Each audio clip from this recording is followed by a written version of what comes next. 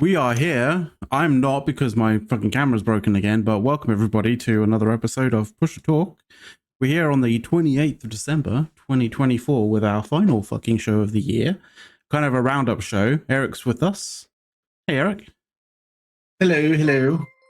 And off camera, that you may not be able to see, but you'll definitely be able to hear, is Bard Ghost. Hello. We have Dawn here. Yay! Woo, yay! That's the big bit of info. Yes, Dawn is feeling good enough to actually be on the show, which is fantastic. And we also have Dirk here. Do we? Since when? I think we do. Since you started talking, yes. And by the way, Hazitude just rated. Hey, thank you very much, man. Thanks, Haz. Regal's getting in quick. Mm-hmm. I've kind of been right. So my setup has changed a little bit, which I'm not sure because I sometimes hear a little bit of like crackling going on in people's like in people's voices. I'm certain, absolutely certain, that's not a Discord thing.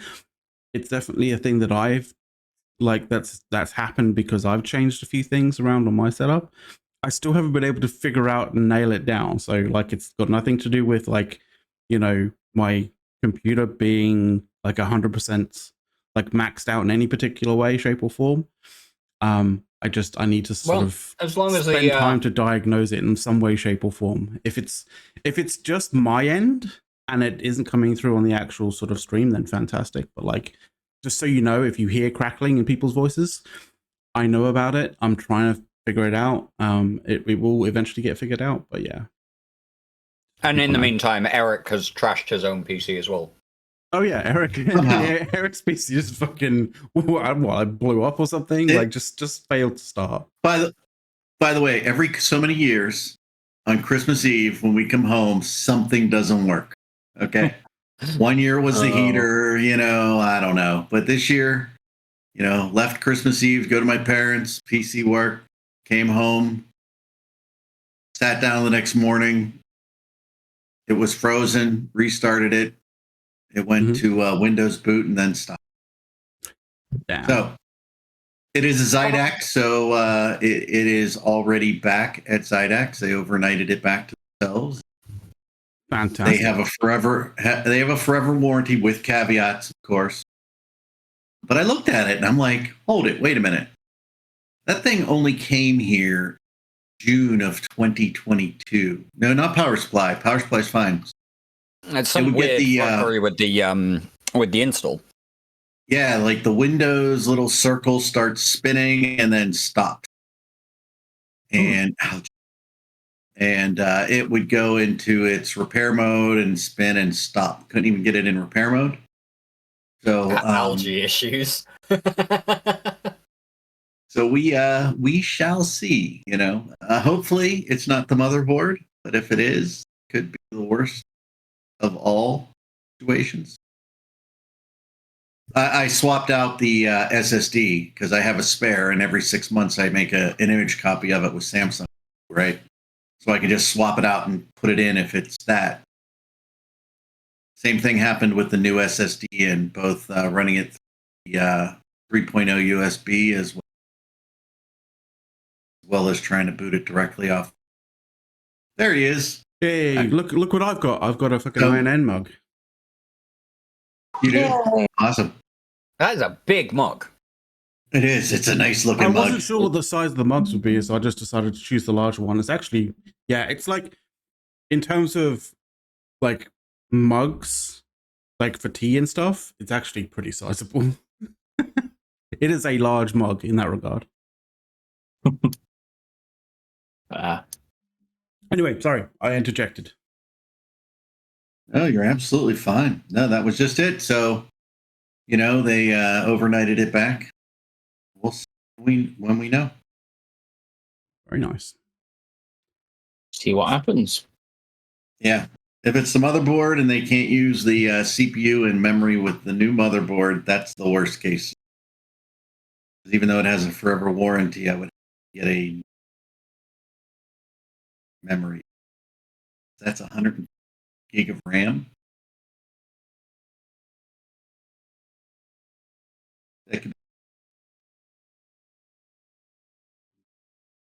So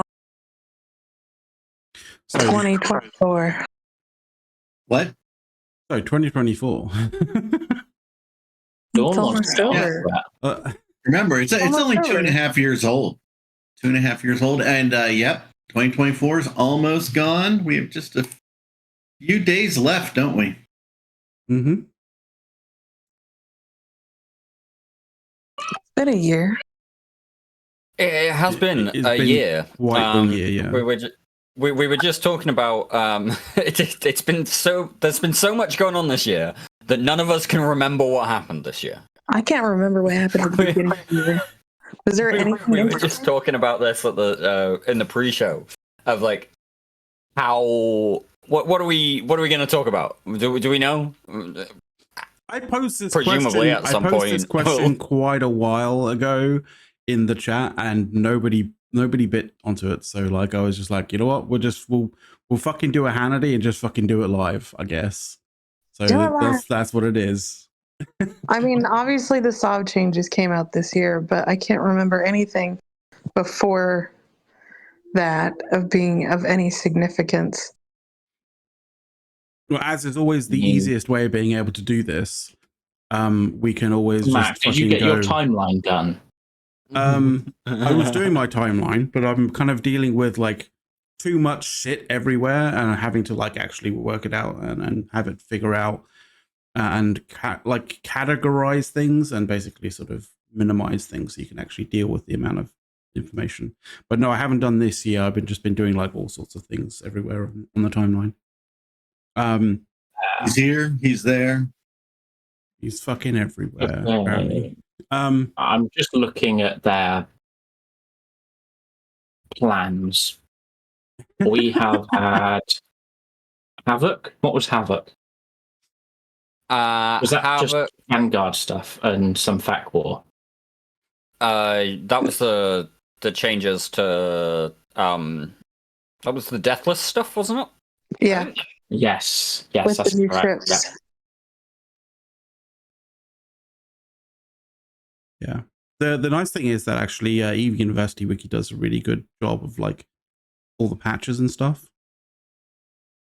Are you just going over there like, what did I miss?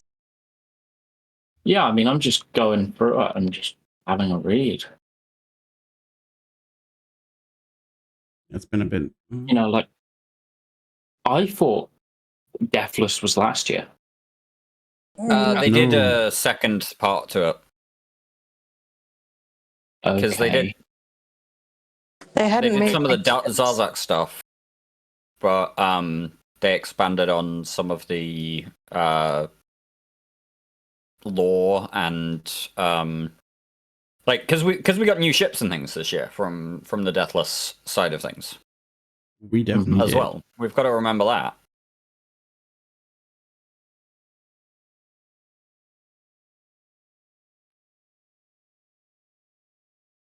Yeah, I'm cheating a little bit and doing a top posts of the year on the Eve subreddit. that'll do it. Top one is the Ashes open letter from the Imperium to CCP. About Equinox? 6 months ago, so I think yeah, probably. Yeah. Yeah.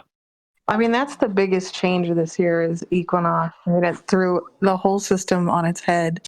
And And that it's was still I feel like that was a particularly kind of that was particularly egregious to not just to from CCP to us the player base, but also to the CSM, because a lot of the issues that people have had with Equinox has been in the like the details, right? Has been in the numbers.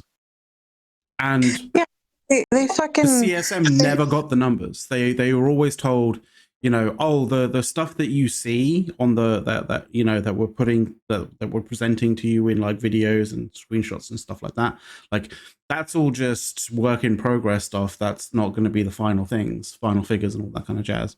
And then Equinox comes out and it's basically exactly the same. Maybe a couple of things that are slightly tweaked differently because certain moons aren't in certain systems. So but like essentially it was everything was as it was seen pretty much, and clearly it fucking didn't work. Well, they didn't think very well on the numbers they had, because there were multiple systems in regions that just couldn't have anything. Yeah. Mhm. And so I mean, you say multiple, but it wasn't just multiple. I remember us And they were having this important argument systems with too. so this is the funny thing. who was as it well. we had in here? Was it Drake? It was Drake and Phanto, wasn't it? That we had in here, and we Yeah. had the argument of the numbers were absolutely fucking disastrous. Like half of Null wouldn't be able to have anything. Mhm. Yeah, Luckily, we did that. CCP kind of So changed that. I heard this this kind of assumption, this sort of what if from a few people, and I also heard it reiterated by Phantomite on a different show as well, regarding, well, should every system be, you know, amazing and awesome for Equinox, or should there be systems that have, like, you know, not really anything going on with, you know, nothing special about it, or nothing, you know, like, or nothing that we can actually do with it as such, right? After listening to their CSM conversations, I don't take anything they say with any sort of credit, because they were some of the dumbest people we had on. Well, I was wondering, like, you know, what do you guys think about the idea of that not all systems should be amazing or should have like amazing amounts of resources? There should be the idea that there should be systems that have like basically no resources, that you can't really do anything in that system. Well, I think the idea of nothing is dumb. I think I'm going to credit CCP here. I think the small anons were the smart move. They are something that is less rewarding, but at least gives you a baseline that you can use. Okay. I think it's obvious that there should be a variety in systems where some are more desirable because of location or distance of TrueSec, things like that. But having like multiple systems in a region where you can't do anything with it It's just at all, not even put a tiny little basic Sino beacon or a jammer or something in, is kind of dumb.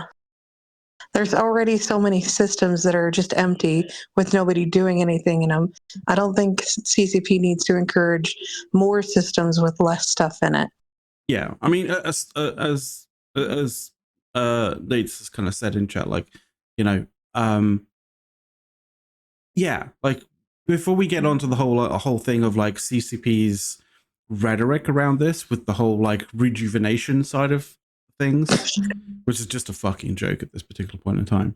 Like, yeah, my issue with the whole, like, there should be systems that, you know, you can't really do much with in that regard, is like, surely that goes kind of against the lore of the game as well, right? And I'm not a massive lore aficionado. Like, I think, Bard, you're probably a fair bit, in actual fact, better than I am. I'm trying to recall something, and I don't know if there's actually anything that backs up. My point with this, from a lore perspective, is, from my recollection, there's more systems in the cluster that makes New Eden than what is connected up by gates and such things. You know, obviously, we have the you know, the wormhole systems, but we've calculated where those actually are relative to the cluster that is New Eden anyway, and that's fucking far away, like way far away. There's no, they're not like intermingled in any way, shape, or form. But my recollection with the lore on this is like, there's more star systems than the ones that are connected in the cluster.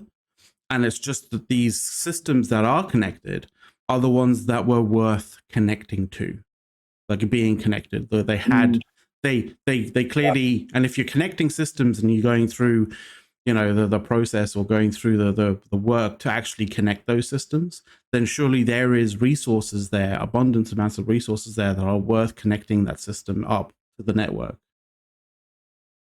So it makes no sense. No, I mean, so in my mind, at least, I know where you're coming from. Yeah, in my head, it makes no sense connecting up a system that doesn't have resources in any way, shape, or form that can be usable. So it's like it makes no sense in my mind to have a system in this Equinox, in this Equinox patch that is basically redundant. I mean, yes, Spud. Yes, what you're saying is absolutely right, and I'm with Mac on that. I can't recall anything lore-wise that actually said it was good systems only. The thing in lore is that Stargates can only be built in binary star systems. Okay. Technically, every star system we have is a binary star, despite it not actually looking like that in game. And that's the only ones because it creates a gravity well that the gates can base off of, and blah blah lore jumbo stuff, right? So there are like more solar systems in the cluster that we don't have connections to that are just single star systems. That said, that's lore from like 20 years ago at this point. Yeah. Yeah. Is it even? Is it still valid? Still something that they'd actually recognize as lore, or have they retconned it completely again? Yeah. I mean, they love that retconning at this point. There is Conduit definitely tech is a weird one. It's implied that conduit tech is old as fuck. Okay. There's definitely like a certain point that we have to recognize as well, which is that if a system is dogshit, if it can't support, any level of PvE, and it's just there as in some cases as like a Sino midpoint or what have you, and in others it will just be worthless and not there for anything. Like it without a reason for people to be in space in these systems, the system becomes worthless. Why even bother having it in the game at that point?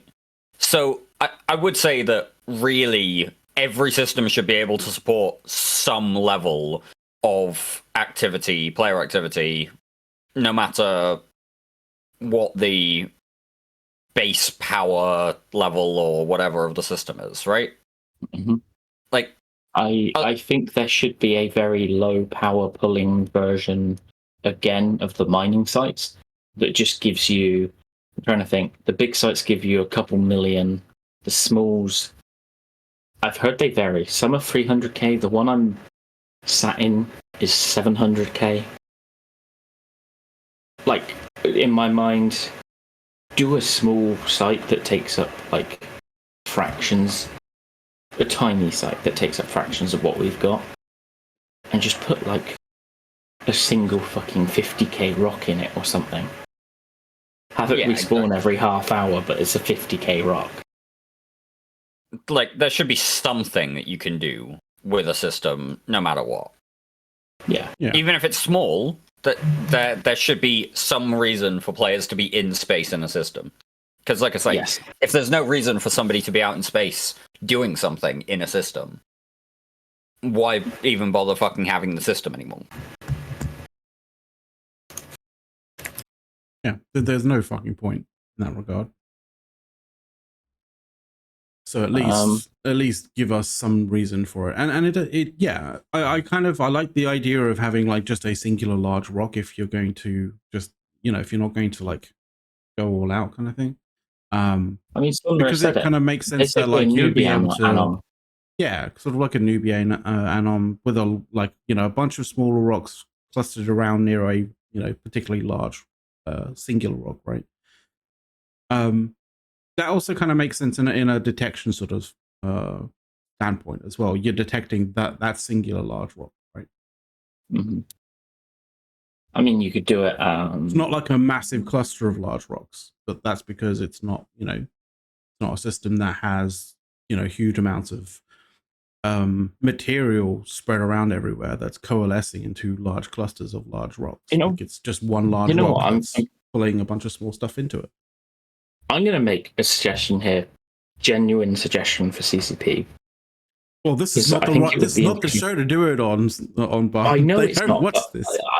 I've had the thought, and They I'm there, do like, watch this show. I have to say it because I'm going to Like they forget don't. it if I don't say it, Okay, go for it then. and I will never put it anywhere.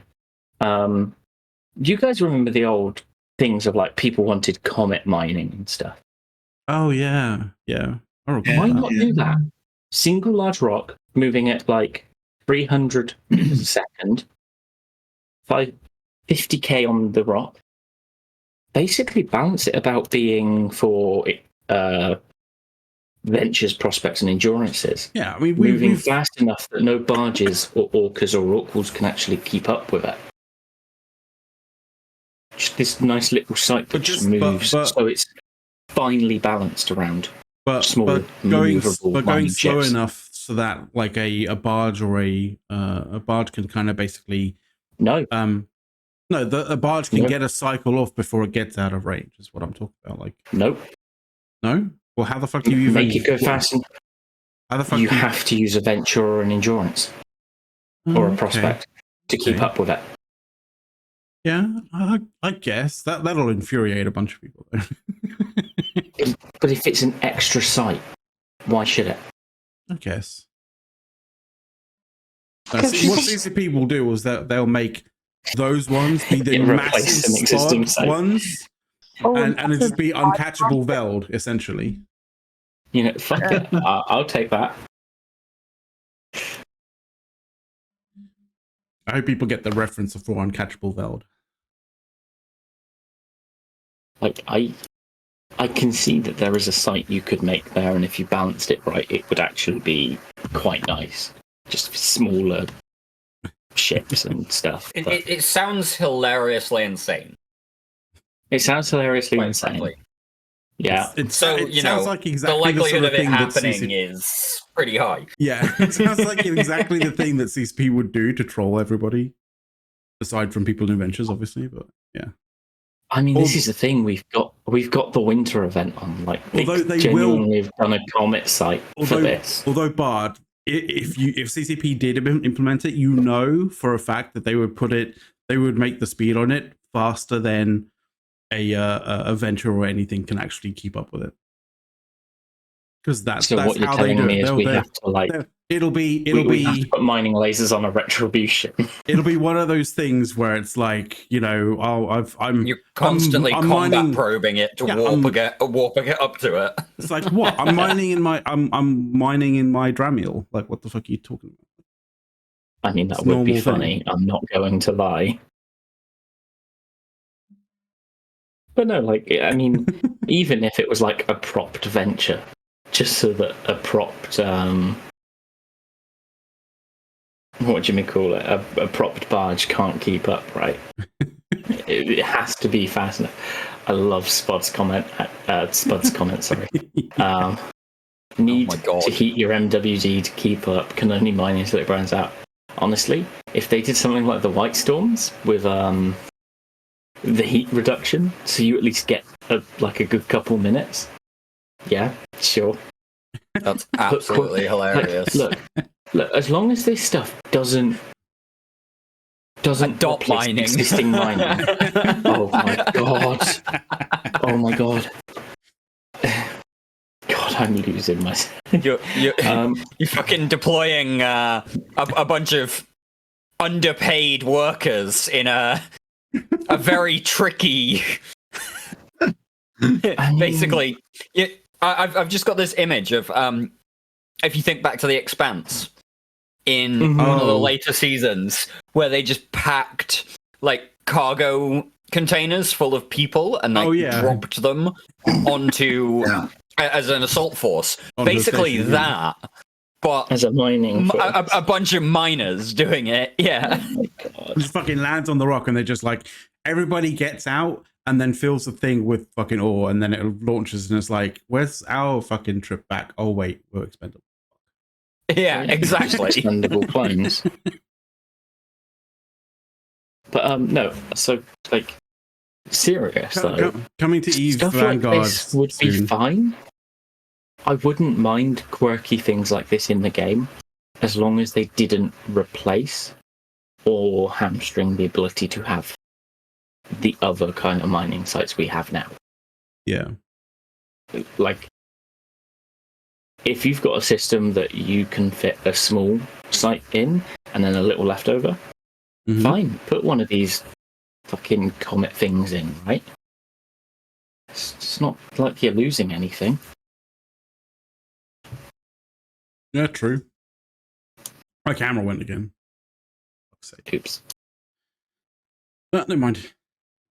I like it, dude. I like that we sort of randomly come across these kind of weird, quirky, but like interesting sort of ideas for the game.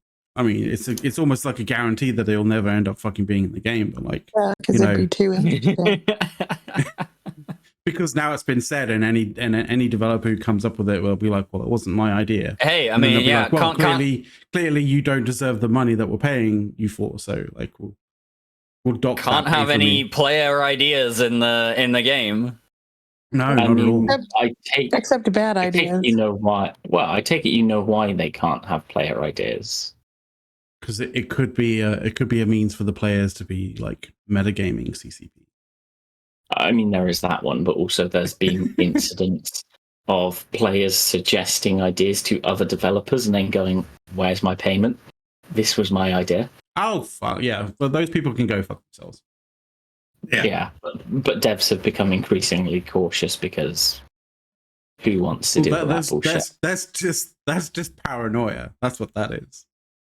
That is just devs becoming ultra paranoid about this sort of stuff. Clearly, they shouldn't be. No. Oh god. Oh no, we're not crying about cat.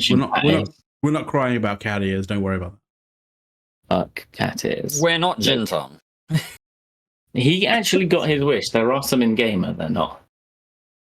Well, they had them at the Eve London player meet, I believe. Like IRL ones that people got, I believe. One Vegas, they bought a bunch of. One E Vegas, they bought a bunch of blue donuts with blue icing on them. I remember I had one of those. They were good. People like the blue donuts. Are you saying? Speaking of Vegas, I'm sad I don't get to go this year. When is it? Why not? Because it's in January. Like 3 weeks away. Yeah, and I'm still recovering. I'm not gonna be able to really like the airport would be a nightmare. Then sitting in Vegas, I'd have to get a scooter or something because there's no way I won't be able to walk around. Scooters are the way to go. Yeah. So I'm just not gonna go this year and be sad. I'm wondering whether Eric is thinking of scooters or just like miniature golf carts, considering you play golf so much. Like, I don't think it's golf scooters. Carts. Like scooters. Oh, don't, because you mentioning golf cart now, Matt, reminded me of what I saw earlier when I was looking at cars. What are the dates of Vegas? We should tell people. Yes. Whichever weekend is was MLK weekend. No, so Eve Vegas was in October.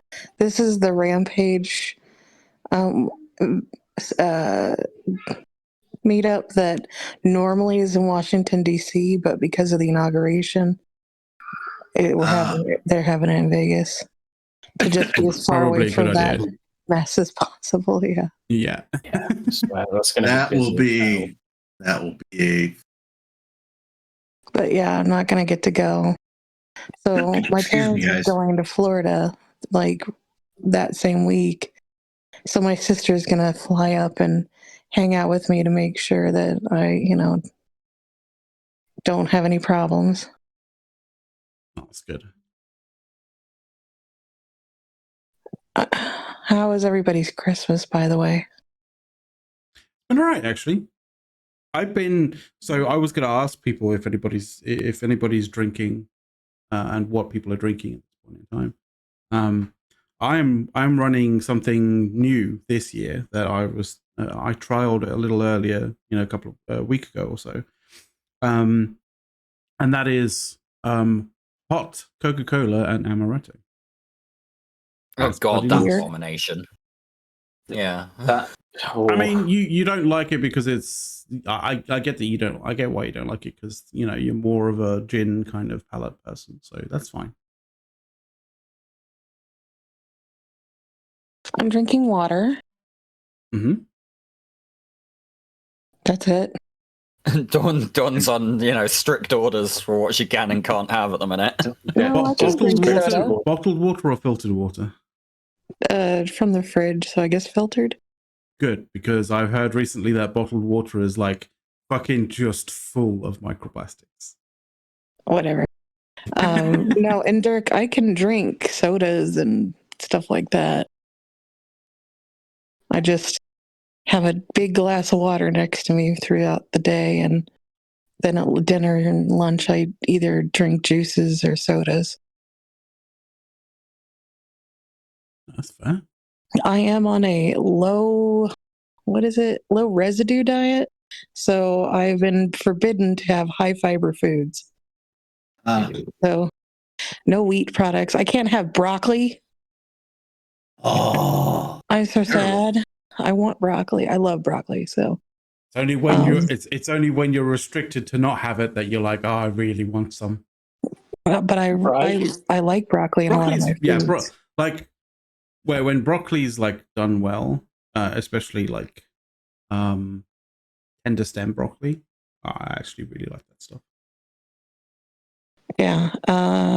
But yeah, I was at the hospital and they were like, do you want white or white? Nope, sorry, you can only have white bread. Like, oh darn. Only white bread. I guess I'll just have the ice cream then, shall I? Yeah, I can have ice cream. Being restricted to only white bread is like pretty bad, to be honest. But I only like white bread, so it worked out. Wheat bread and all the nutty breads are nasty. I was bad with food. You guys enjoy it. Brown bread, No. a whole wheat. Yeah. How do you not? Mm-mm.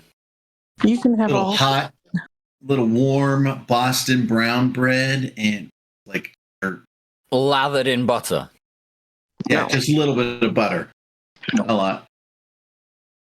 Nope. Gross. Everything bagels. Yeah, can't have everything bagels. Oh, Attitude and Spudman, pumpernickel and rye.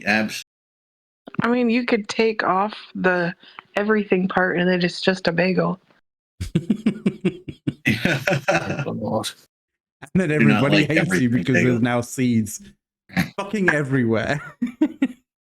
I'm not a massive fan of the seeded sort of stuff. I will say that. I'm just waiting to see my hospital bill. Don't concern yourself with that. Like that's the last thing you want to be thinking of. Oh, every time they brought me stuff in the hospital, so I got these blue socks from the ER, and they've got like a little bit of rubber grippy on both sides, like top and bottom, so it doesn't matter how you put them on, really. They're the safety socks. And I look at them and go, those are my $50 pair of socks. Guaranteed. Yeah. And every time they gave me Tylenol, I'm like, here's my $30 Tylenol. Nice. Oh, and you have no idea how many IVs I've had. And they sent me home with a bunch of IVs to do at home. And ooh, lovely. And I have 3 IVs a day now, and copay on them is $56 an IV, and I have 3 a day.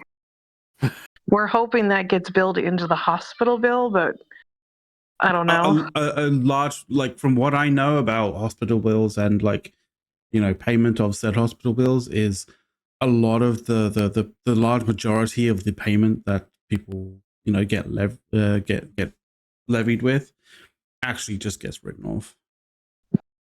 Well, yeah, so we'll see. Every time I ordered food, I could have as much food as I wanted during the hours it was open.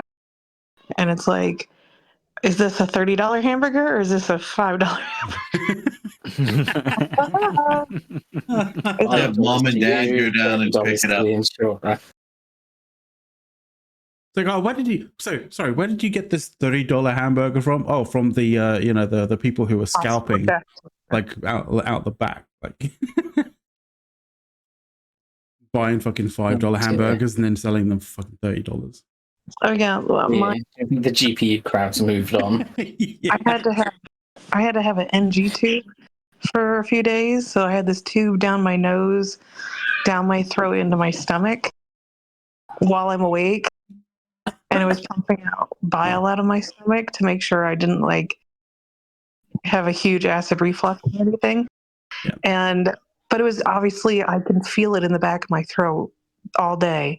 Oh, So the doctor, so the surgeon was like, "Oh, we can get you some throat numbing spray to kind of help alleviate some of that." And I'm like, "Okay." So they bring out, and it's just like the normal like sore throat spray you would get at CVS. I'm like, my $70 bottle. Typical. It worked. I mean, it did its job. But when we were leaving the hospital, I'm like, get that in the bag. If I paid for it, I'm taking it. Yeah. We took everything that we could. Anything that wasn't nailed down that I was like, yeah, I might need that. We took. Yep, absolutely. What? I've got to ask this one for obvious reasons. What happens when you go to a hotel? We'll take some time. It depends. We've collected so many soaps and stuff over the years that we don't really need to take the soaps and stuff. Don't need any more. Yeah.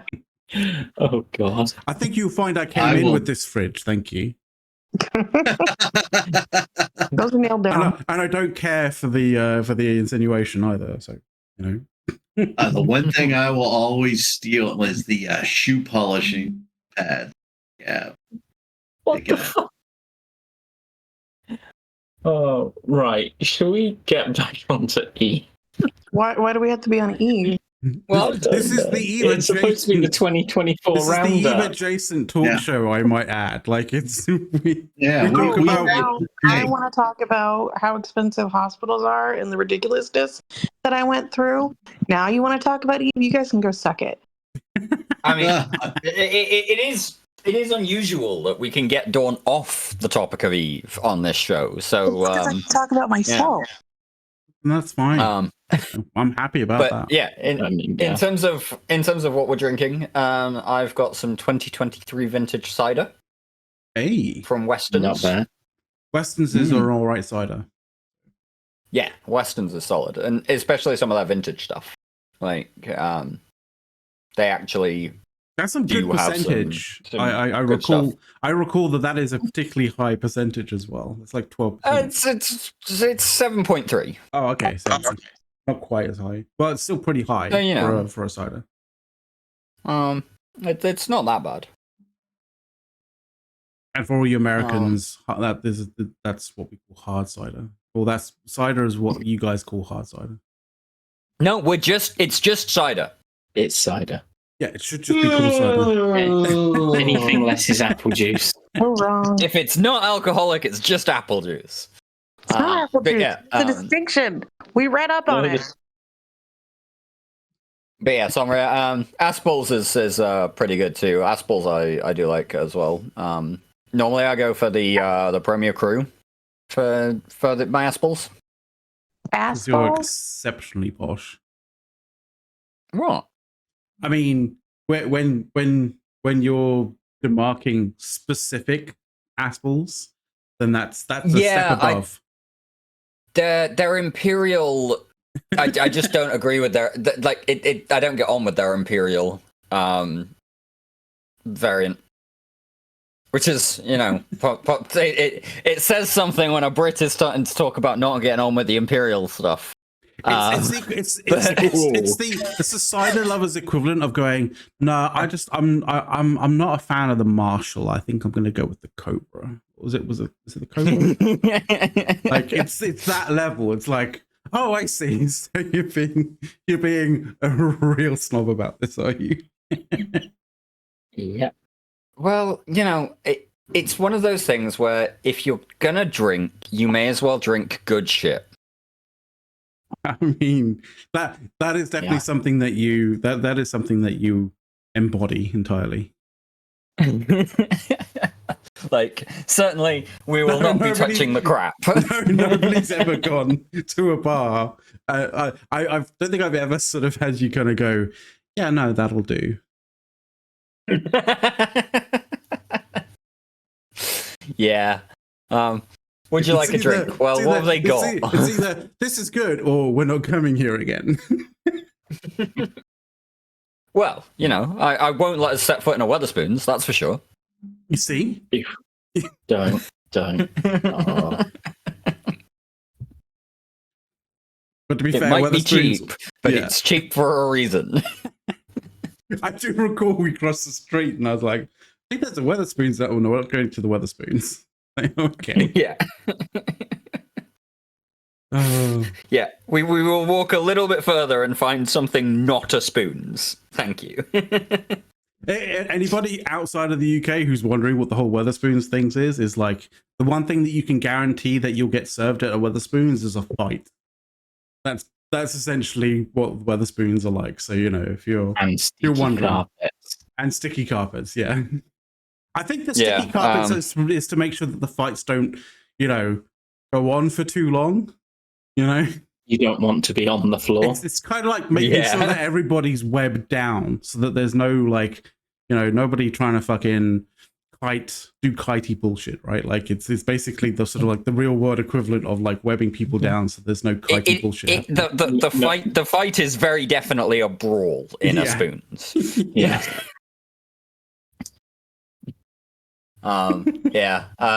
There was when I was in Manchester at the start of the year, we went into a spoons with Wookie and Shakar. They blindfold you? Is that the only reason as why? well.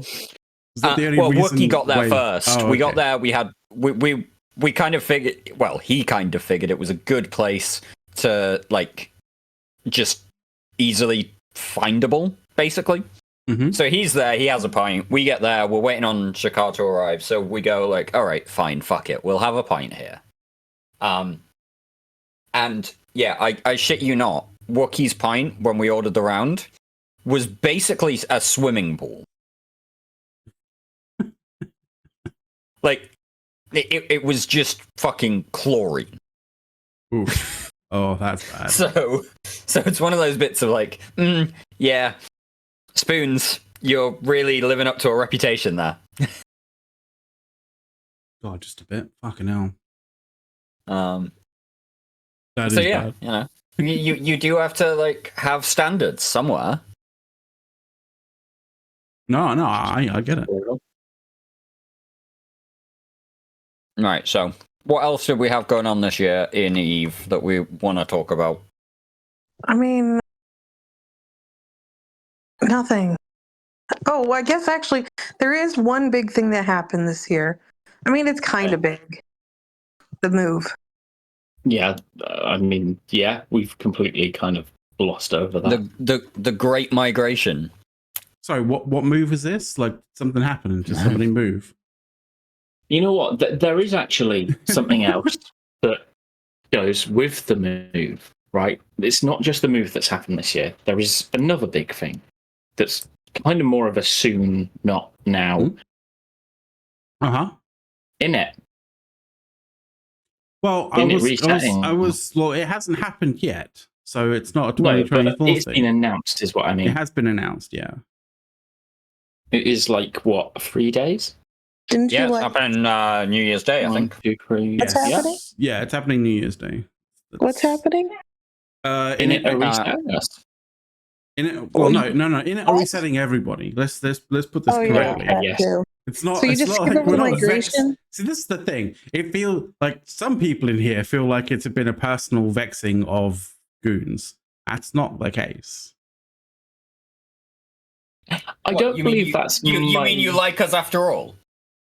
Yes. We just thought we just thought you decided that, you know, yeah, fuck it, we're done with you bastards. Go away. But you know, if you're saying that you like us after all. You know, there are times where I feel like that's how you kind of took it. Right. I'm going to clarify because I don't think I ever got my point across on chat properly. That's not how I took it. You didn't. Oh, okay. No. I think piss poor communication was the problem. Yes. When I was trying to say it to you, I don't think it's a personal slight. I think it is a dumb as fuck move that has been baited by goblins. Hey, I mean, and so this is obviously a point the of panda contention. fam, the panda fam thing is happening as well. You've got to remember that it's not just in it doing a it's reset. Not the first time they've done it. It lasted the 6 panda weeks fam last guys time. are apparently going to reset, so we'll see. Well, yeah. We'll see how long it lasts. I mean, look. All seriousness, if this isn't some fucking metagame play from goblins, in my head, everyone. In my head, I wanted to sort of like troll this in some way, shape, or form, or just basically, be really sarcastic about this by like doing a sort of the top 10 worst political kind of blunders of 2024, and then get to number 1 and be like, Inits reset of everybody. I mean, I think that's what it's going to go down as. Right? I know that I might have rose tinted glasses in this one, and it has been stated and said to me in particular ways, and also in pictographic form, that I might be a little bit biased in that kind of front. Using North Korean imagery was the worst aspect of that, I was going to say. But I kind of feel like it might be a good thing, and I hope it ends up being a positive thing for the for the game in general. Like, it's not like we're changing a relationship status from in a relationship to it's complicated. Like, no. I mean, that kind of is. It will be once we start dropping each other, despite what we're telling each other of we're not going to go hunting you. If you're getting personally vexed by former allies dropping on your ratting stuff, then maybe gaming isn't your thing. No, my concern is that bad blood could quite easily get built up, and then if something big happens, people decide, well, they've been dropping on us for the last 6 months. Why the fuck do I want to go on a fleet and help them? I've fought with goons, then got stabbed in the back by goons, then fought goons, and then fought with goons against other people. Like, it's, you can't take things so personally. Oh, no, it's just circle of life. Exactly. I have a visitor. Oh, okay. Take care later, I guess. No. I'm laying in my parents' room right now because my niece and nephew are visiting, and my niece is like two and a half. Well, she just like comes into the room and she's like, nap time. So now she's laying next to me on the other side of the bed watching Curious George. Aww. It's very cute. I thought that was you're popping off because visitors. Yeah, that's kind of how I read it as well. No, there's no Illa meeting today, so. Hey, it's a Christmas miracle. Yeah. Probably because it's Christmas. Yes, that would be correct. Like that. Oh, weird. But yes, Matt, I was going to say sorry. I do have to kind of apologize for the North Korean imagery. That wasn't you posting the North Korean imagery, so you don't have anything to apologize for. I do, because it may have been me in a DM that first suggested it. Oh, for fuck's sake. I was there like, oh god, I have a feeling that like this is gonna... You see, Bart, you could have gotten away with it there. But you put it... Yeah, but at the end of the day, we are friends. It's like... Yeah. It was funny in the moment, but it's like, yeah, I can't not apologize for that. I got a little bit agitated by the fact that everybody was just basically like so anti the idea. I mean, hey, I maintain it's a dumb as fuck idea, but... Well, the nice thing is time will bear that out. Yes. We'll see what happens in 2025. which will be nice because we If can it actually do works, predictions in that then- regard on this show as well for 2025. Yes. If it works, then holy fuck, yes, I'm impressed. That was a good step. I also saw a wild Sister Bliss. Like there was a Sister Bliss sighting earlier. There this week. was. Yeah. I Yeah. didn't dare make the joke I wanted to make about that in that conversation. That's totally fine. You can do it here. Oh. Well, I just remember the interview that was it Shines did with Oz. I was like, oh, I don't want to lead. I never wanted to lead. I was like pushed into the role, and it's like, Bliss is back. What's going on? No. This is some of the best leaders are the ones who didn't, aren't there for the power and the prestige. They are just there to serve. Yeah. No, I mean, Bliss being back is probably a good sign. Mm-hmm. I literally thought to myself, oh god, I didn't actually push a ping, but Eric did. So thank you very much, Eric. Wherever you may be. Probably he's dealing with an broken computer. he had to quickly jump off to deal with something IRL. So like he'll be back in a bit. But yes, anyway. Right. Additional things from 2024. I saw something fucking hilarious actually when I was like randomly looking at like historical events and facts and such things. Where was it?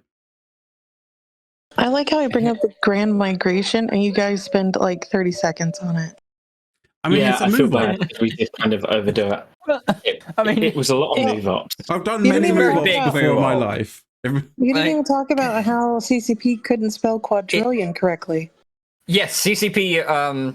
Wait, what? CCP saw the numbers and looked at it and went, "That's a lot of zeros. That looks like a trillion."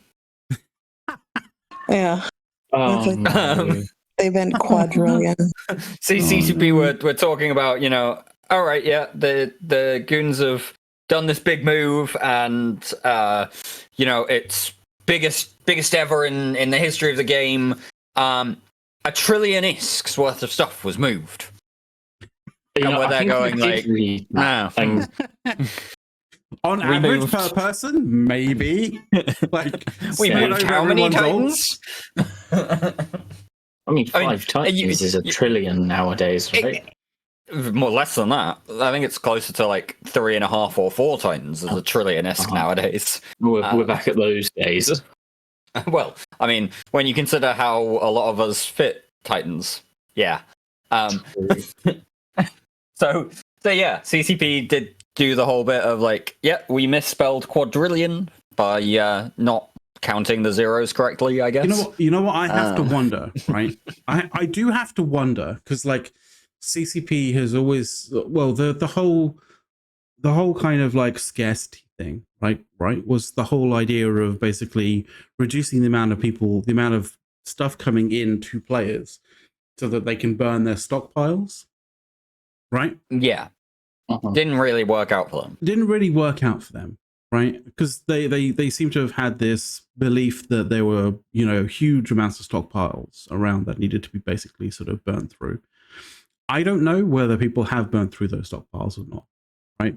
But I will say that like if there is a fucking huge ass mountain of titanium like sitting in a station somewhere, or sitting in multiple stations on multiple people's accounts, like in Delve in some way, shape, or form, I have this kind of suspicion that people won't move that stuff. They will just have it asset safety and then never take it out of asset safety because like what's the fucking point? Well, no, because the 1DQ station's not gone, so it's just going to sit in the 1DQ station. Yeah. I mean, eventually that might come out, but like in some way, shape, or form. It'll slowly end up being sold off to Brave. Yeah. Quite frankly. But it's just like one of those things where it's like, are those stockpiles actually still like a worthwhile sticking point when it comes to the conversation about like scarcity and all that stuff? Because I don't really feel like it is. It never was. They were never going to clear. the minute you start restricting what comes in, people with stockpiles will not flood the market like you want. They will also hold their stockpiles. Yeah, because they start to appreciate. Yeah. And slowly trickle it in as the price goes up. Well, it's the same as we're seeing the bloody PLEX right now. Well, apparently PLEX is maybe going down a little bit now, but yeah, it's been on a consistent rise. But yeah, like PLEX has always been that kind of thing that's been an appreciating, like, you know, thing to put money into, put ISK into.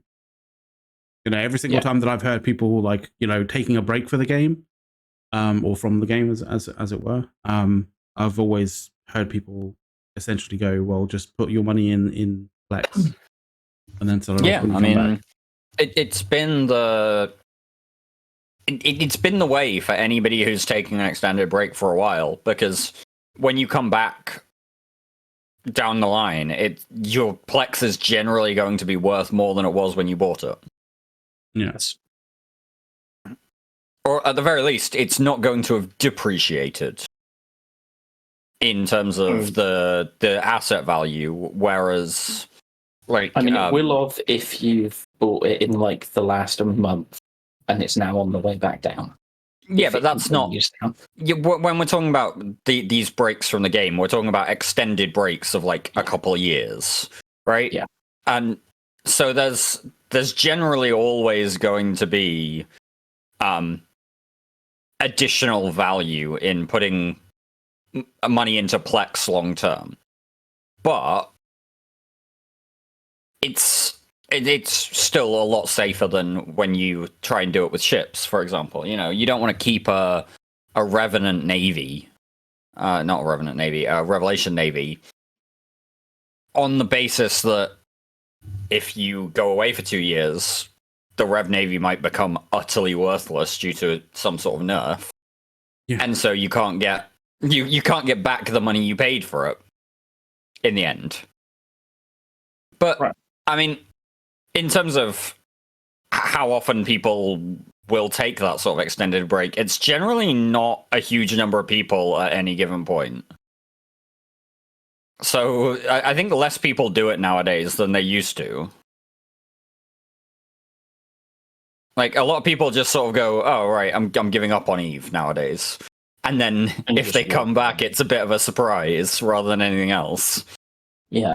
Or they get the surprise that they had, like, what was it, 5 years ago now, and CCP added cores to structures and made all the high-sec structures drop. Yeah. Every fucking thing. Dear God, that was dumb.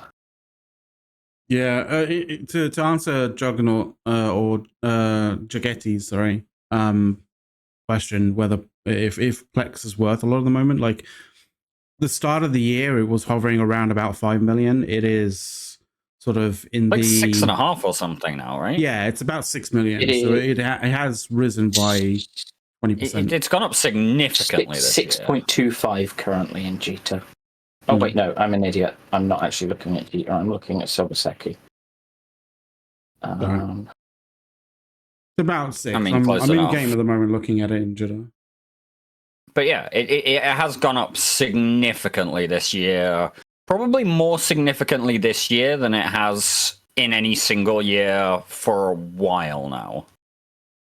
Mm-hmm. Like, I don't think we've seen this level of increase in PLEX prices in a long time, percentage-wise. Yeah.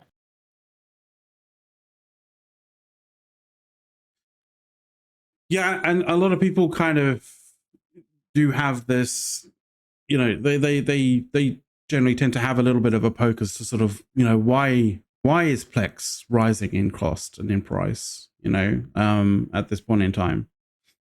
And most of the time, it's to do with the utility of PLEX, or, you know, the lack of availability of PLEX. Like, you know, it's normally a supply versus demand sort of side of things.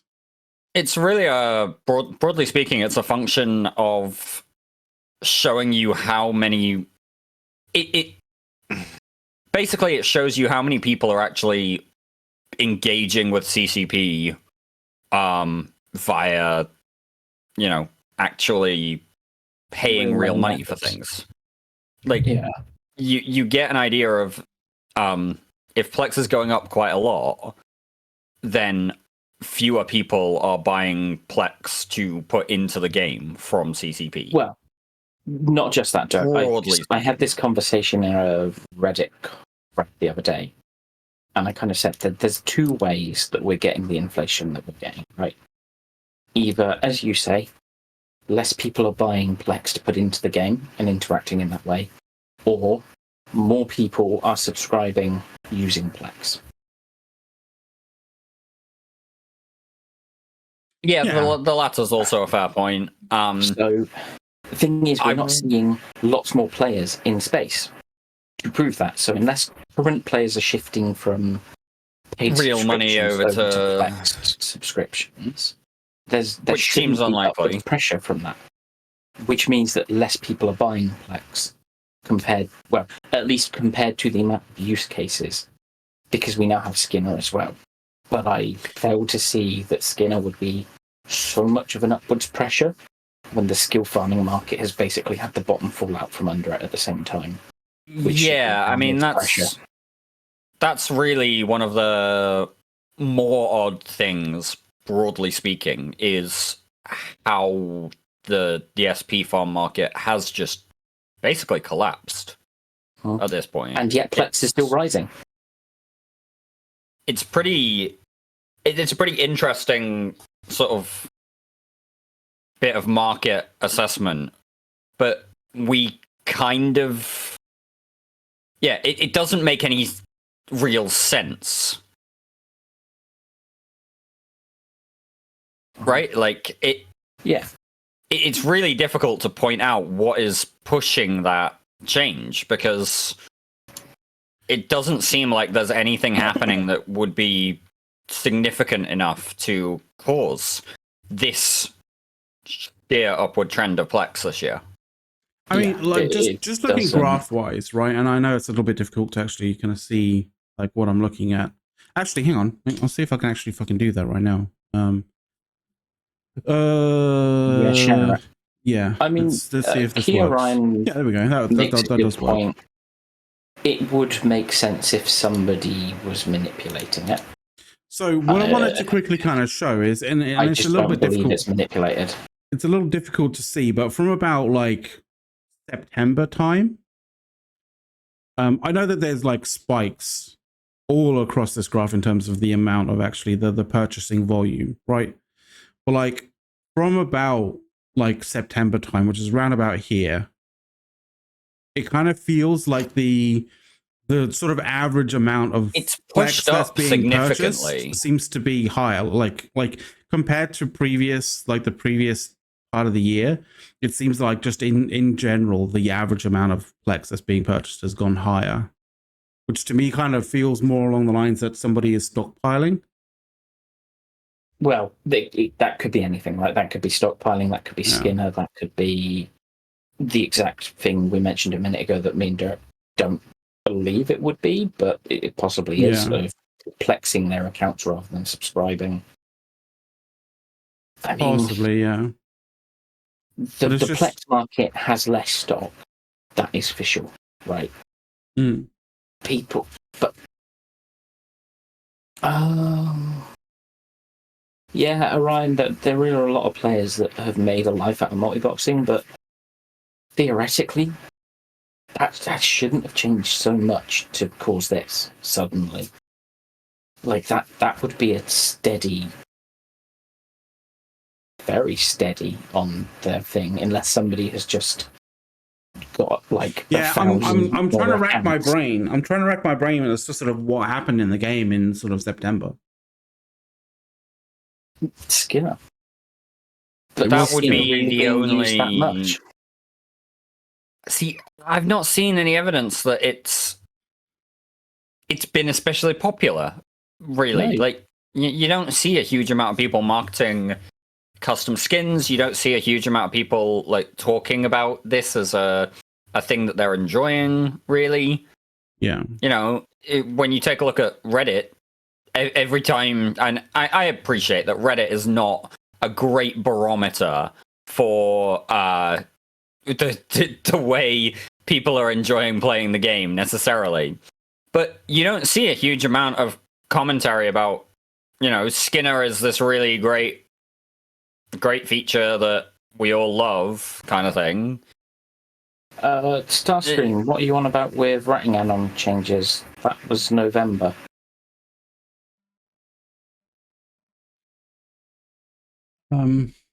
Shit, when did Equinox actually come in?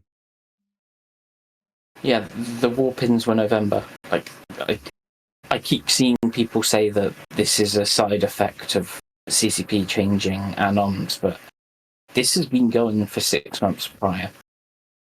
Anons being changed has maybe a small effect, but it's not the root cause. Yeah.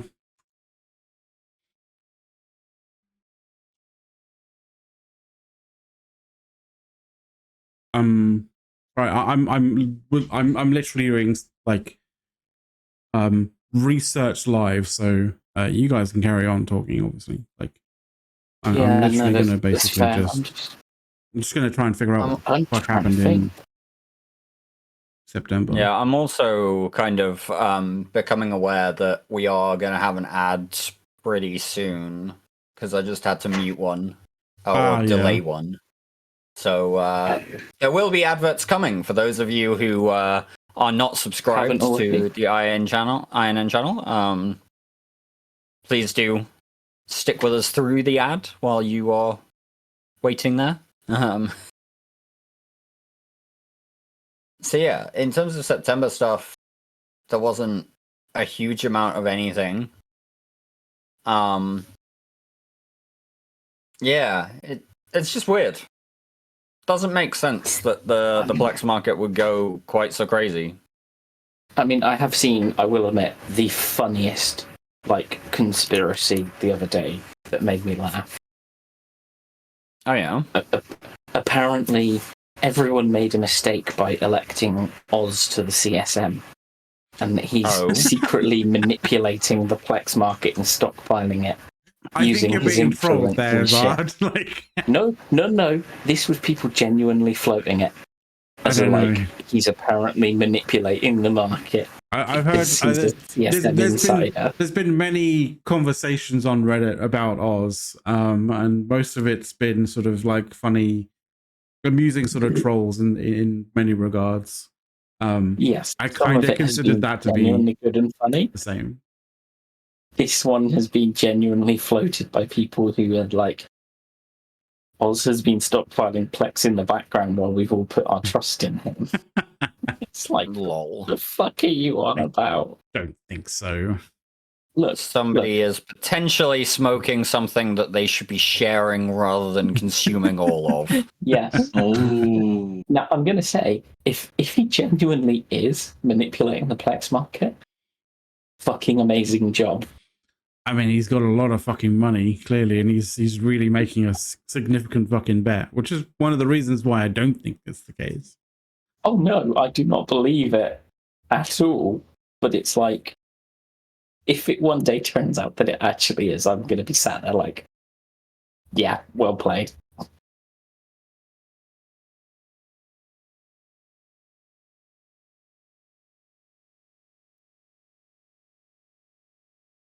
I'm just kind of looking. There was a PLEX sale in late August or late July. Should have been a downwards pressure, though. Sorry, late August. That would have been a downwards pressure. Yeah. Because this is the thing, right? Has anyone noticed that we have had more PLEX sales in the last 3 months than we normally have? Yeah. And there's been a lot of there's been a lot of borderline sales weekly.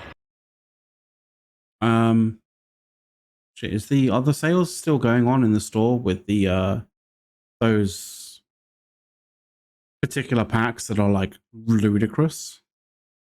Which ones? Because they've got I think they are festival actually. packs. Yeah, it's the festival pack, right? Oh, I think don't people know. are talking about the festival pack basically being ludicrous in terms of the price. By the way, I'm not doing this to promote it in any way, shape, or form. Like, this is not me trying to be like a suave promotion thing. Like, I'm trying to get a rationale out of this. Because you're getting like PLEX, Omega, MCTs, like skill points as well, and it's like $45 or 45, 50 quid. Yeah, and then the other day we had the sale that was like however many percent off of PLEX that made it stupidly cheap, paired with a there was a discount that basically made it like $6 a month if you did a 12-month PLEX to subscription.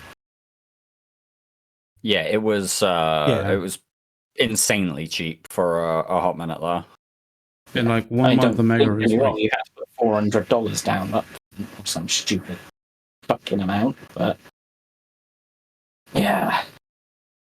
Sondria, and yeah, it could be end of year financials. It could just be that that's what they're pushing for, but at the same time, PLEX spiking like it has been, it certainly doesn't hurt to pull some pressure off. Yeah, I don't know, dude. Like, I did hear about the some of the packs basically being a contributing factor. Yeah, PLEX is fucking going to the moon.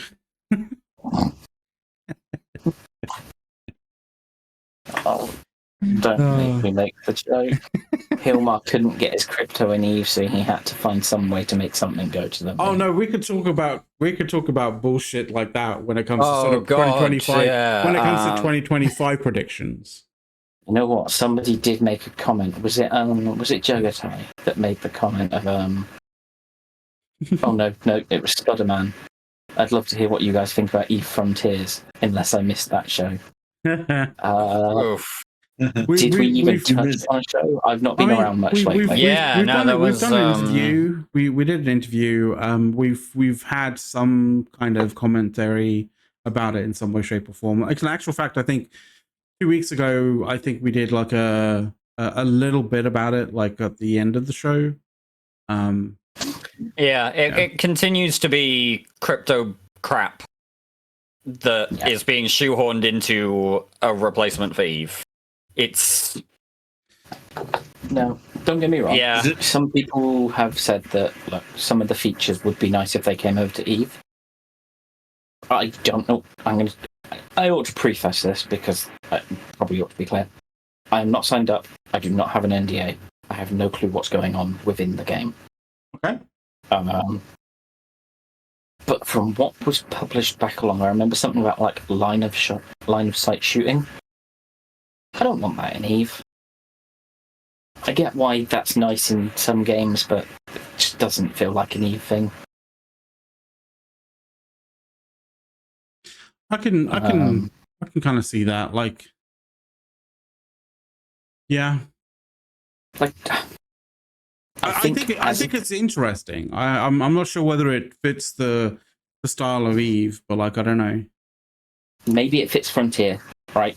Cool. I've always had this. I've always had this. Eve.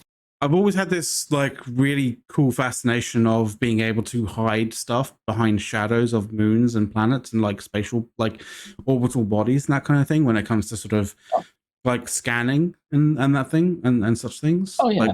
Like from a sort of strategic standpoint, but like, yeah, I don't know whether that's going to be kind of a thing or whether that's going to be in any way sort of a side of that kind of mechanic, but like, yeah, that would be interesting. I'm not sure about like the actual line of sight stuff.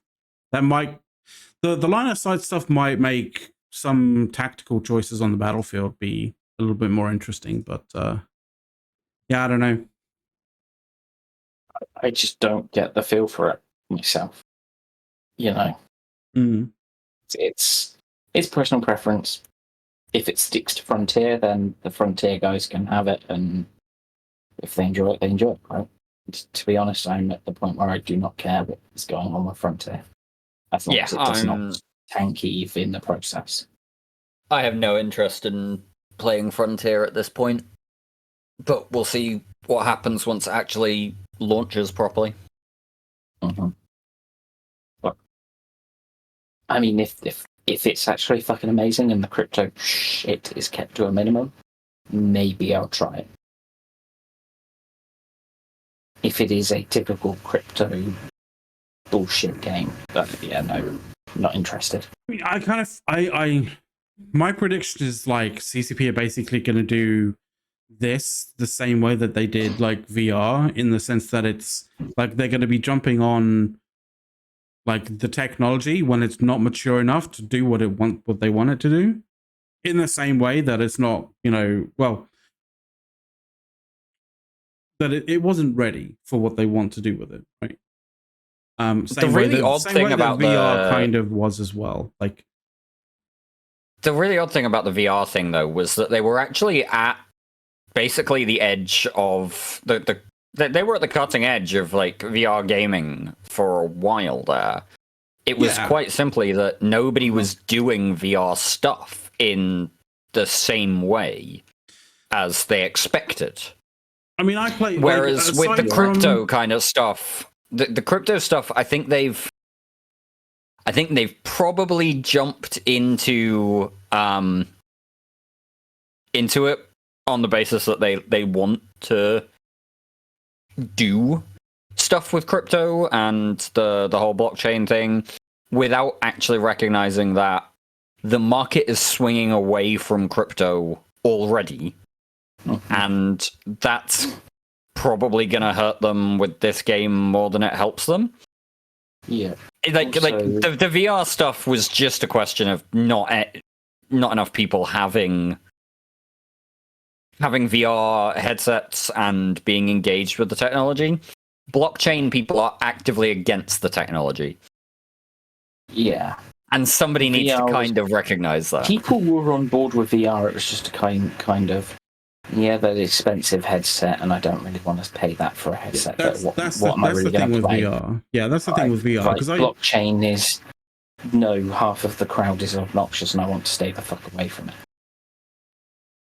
Yeah, the VR kind of tech wise, like I tried out Valkyrie with the full VR setup when they brought some VR setups and stuff like that to meet, right? It was a ton of fun, and it is a great experience. It's like a really, really visceral kind of, really amazing kind of feeling and experience when playing that game. But like the issue there is it's not just that the tech needs to be at the level that you kind of need it to be in order to pull that sort of experience off, but it also needs to be accessible enough for people. And it's just a case of like, that tech requires specific stuff, and there was very little things aside from those experiences that you would use that tech for. Obviously it's kind of come along a little bit with fucking Apple kind of releasing VR stuff for like virtual desktops and stuff like that from a productivity standpoint, but still it's really fucking niche. I mean, not even that. You just don't even need an 80. What was it at the time? 80 Ti class, because we hadn't got the 90 Ti's yet. Mm. You didn't need the top spec GPU. Well, you needed the top spec GPU. You don't need it now. You can get a little lower. Yeah. Right. If we were talking about a release today, there'd probably be enough people with headsets out there that could run something like this. Yeah, well, exactly, right? You can do a very decent VR gaming experience off like a 2000 series card nowadays. Then you'd have needed top spec GPU, 800 quid. You were talking about like a 980 Ti or whatever. You could do it with like a 2070 now, easily. Perhaps more importantly, with VR, hello. Hello. Wild Phantomite. How are we doing? I tuned in and then I joined channel because I'm a big fan of VR as a concept. But I thought it's worth chiming in that the biggest deal with VR now is cheaper standalone devices, not devices necessarily connected to your computer. By which I obviously mean Facebook's MetaQuest devices, which can sometimes be as low as £200 for a single item all-in-one that's not got any wires and indeed doesn't even need a computer wirelessly to achieve some basic VR gameplay. Yeah, it's very much more accessible technology now than it was in 2015. But obviously, its biggest problem was and still is it's a bit of a chicken and egg situation. Then if you want people to buy serious VR devices to play serious VR games, then there need to be serious VR games for people to play rather than games that are just toys. You know, I mean, we've had Half-Life Alyx, but that's now over 4 years ago since arguably potentially the only AAA rated VR game that has launched. Yeah. And I wouldn't, as much as I've been on the fence about getting one a couple of times because of I play stuff like DCS. Absolutely useful for a flight sim. But that's another just niche crowd. Yeah, the flight sim crew is like I think they're it's the sort of thing good. Like, you know, the flight sim crew are the same sort of well they are, but it's like it's the same sort of thing as the Eve crew, right? In the end, it's a very niche sort of thing that we enjoy, but quite frankly, would we but we wouldn't necessarily talk about it with friends that don't play games. You wouldn't necessarily talk about flight sims if you're a flight sim guy with people who don't also enjoy planes. You could drill this down to a fundamental problem with any interest that anybody goes deep into. Let's say that you have a favorite movie of all time. It means a lot to you. You've watched it 50 times. It moves you emotionally. And, you know, there'll be a bunch of people out there who get it. But you try and tell your friend, you try and tell a random person at work, you try and tell your mum why you love this movie so much. They're never going to be able to get it because there's no way that you can impart what you get from this thing to somebody else and have them, at the very least, fully understand why it means so much to you. You can tell them that it means a lot to you, but they're never going to be able to understand unless they can see it through your eyes. It's like how I have people sort of telling me like, oh, you know, they absolutely love this particular dance like song that they remember from, you know, back when they were at uni or whatever. And it's like, it's not that the song's great, it's that they've coded that song with the like experience and with the memory of them having just such a good time. That's a perfect explanation of it. They don't love the song. They love that song in the context of the experience that they had at the time. Yeah. It's like if you reel this back to EVE Online briefly before going back to it. Somebody sees you playing EVE Online. They see you sitting at a mouse, a keyboard, and a screen or two.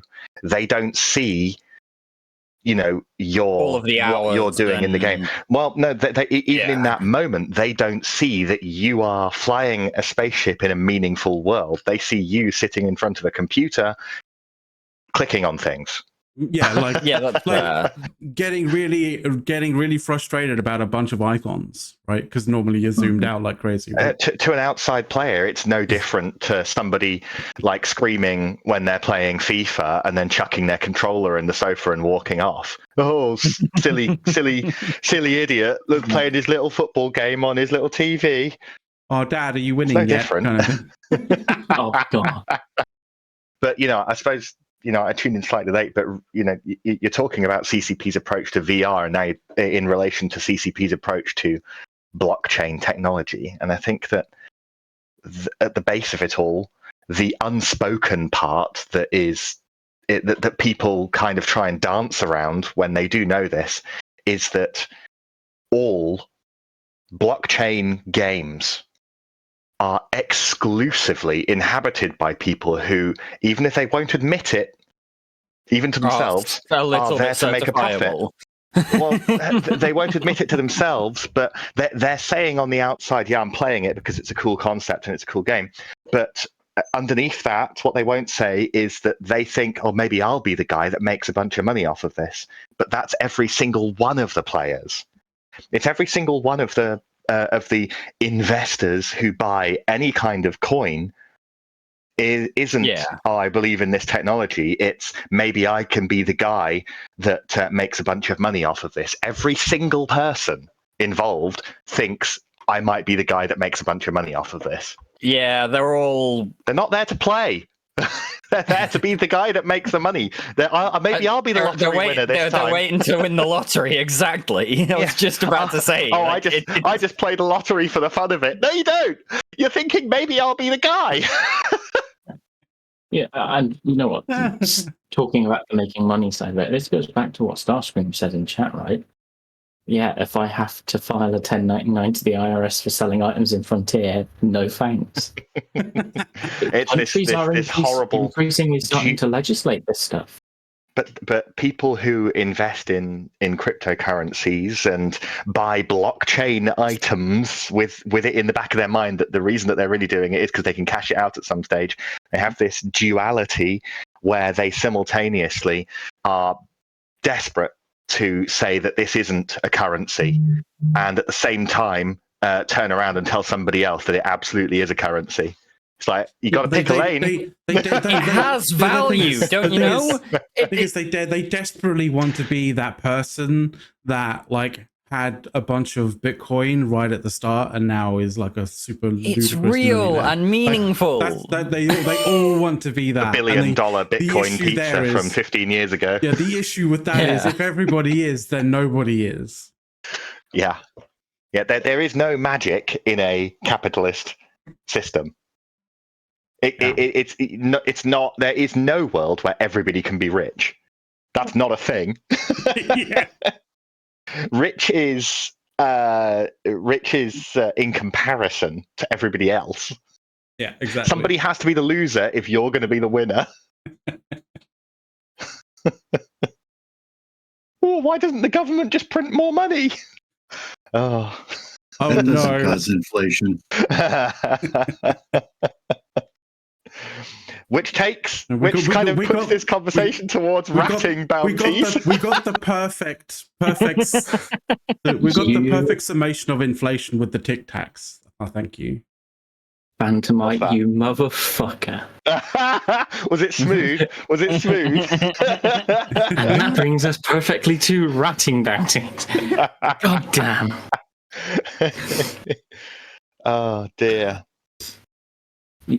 You cannot. How's everyone doing affording their Plex these days? Well, apparently people are doing pretty well considering the price of Plex has gone up 20% this year. But you know, no. How are people affording their Plex? Not how are people doing selling their Plex? Well, price of Plex is up, but also sort of in the past like 3 months, the price of or the volume of Plex sales is probably up as well. So. I mean, everything's the going. Two theoretically go hand in hand. Everything's going up and to the right, so that's good, isn't it? Stonks. It'd be a bit weird if a graph went to the left, wouldn't it? Wait a second. What's going on with this graph? I'm scared. This graph doesn't make any sense. Everything's going to the left. As you can see, the price of Plex started to go backwards in time here. I mean, the thing is, you actually raise a fair point that I haven't even really considered there. With what is this graph written in Aramaic? Oh my fucking god damn! No, this graph is using Arabic numerals. No shit. What we're gonna do? We can run the numerals on graphs. That would be fucking hilarious to see how quickly people can actually kind of flip over to that. God damn. Yeah. But no, like, it does raise the question of, like, how the fuck are people still plexing accounts at this point, given how much it's gone up? Can I counter that with perhaps a different question? Go Instead on. of how are people plexing their accounts, I'd like to ask, why are people plexing their accounts? Because True. quite frankly, the real thing here is that, and this obviously does not apply to everybody. Some people can't afford to pay for EVE Online. A fair number of people can't afford to just pay for EVE Online. But I'm always astonished by the number of people who have disposable income But and refuse yet to use it. work in the game for their sub rather Yeah. than just pay for it on fewer accounts. Yeah. I I have three spent a long time- EVE Online accounts and I just pay for them. I spent So a I long don't time. do any work. I just enjoy the game. Yeah, I spent a long time actually working to afford Plex in order for me to have a mega per month kind of thing. I realized that is just a lose-lose situation. Like, it's just so much it easier makes and sense better if you to just could, do if you stuff have IRL. something. Makes sense if you have something in game that makes you enough quick enough or over the month that it pays for itself, right? I guess if you're a really good kind of market trader, It's like, about whether you've got pretty spare easy. cash or not. Yeah. Yeah, it's and If when you it are comes to market genuinely trading, putting in 90 hours of fucking Ratting. Fortnite or whatever, ratting just to pay your sub, why? Then why? why are you doing that to yourself? Just don't. I mean, even if it's AFK ratting, like, you know, if Like, you are turning a game into a job at that point. You are. Yeah. it is. Yeah. You know, if you said, "Oh, I've got my rorks and I've got moons, and I'm making like 1 billion every hour," and then I've got the 10 accounts and I make enough to plex them within like 5 to 10 hours of running, or some. Why have you got stupid that many working out. accounts? To make money to support that many accounts? Well, no, because even if that's then situation again. because I want to build myself a Titan or something, Okay, right? all right, If now that's their logic, valid, and they're yeah. like, I've got enough accounts to do it, and I've got enough accounts that they pay for themselves in a reasonable length of time, it's like, yeah, fair, I can understand that. But if it's just the pure, oh, it takes me 90 hours a month to plex my account, and that's the only thing I make the money for is to plex the account. Why? Why? Yeah. It's like digging a hole and then digging a hole to put the dirt in from the first hole. Have we so a quick kind of thing, right? So I recall that CCP have been doing some bot ban waves, right? It kind of came, so this thought came to me after thinking and seeing Starscream basically saying pochven, and, you know, yeah, fair enough. There's a lot of money coming from pochven as such. Some may say that there's obviously less, and it's less of an issue compared to nullsec ratting, but I kind of feel like that's not really the point. But either way, right? It is less in total, but it is more highly concentrated. Yeah, and to me that presents a bit more of an awkward situation. But what I was trying to get at was not actually related to that specifically. But what I was thinking was, if CCP have been doing bot ban waves and it has been affecting like the output from pochven, because, you know, a lot of those bots have been bots that have been using pochven as a money income source, then, you know, that money may have been squirreled away in a whole bunch of different accounts that may not have actually been negged out in any way, shape, or form. That probably would have been, you know, put back into the system and actually purchased, you know, having a shitload of PLEX purchased in order to reskill up a whole bunch of bots. I don't know how sizable that effect would be, but I would imagine it would be some degree of effect, and it would be similar in terms of scale of the size of the bot ban waves as well. Right? Yeah, that makes a bit of sense. Probably.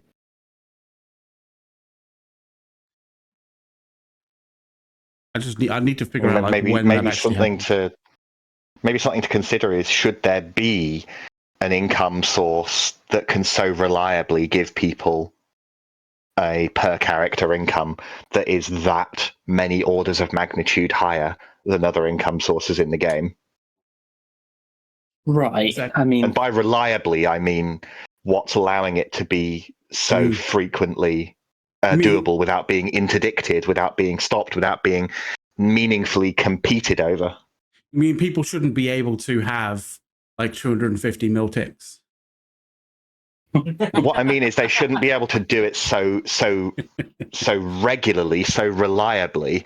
Yeah. If that amount of money is available per tick, then what is preventing people from fighting over that income source? Exactly. Yeah. It's not wrong for there to be a super high income source. It's wrong if it is so reliable for a small number of people.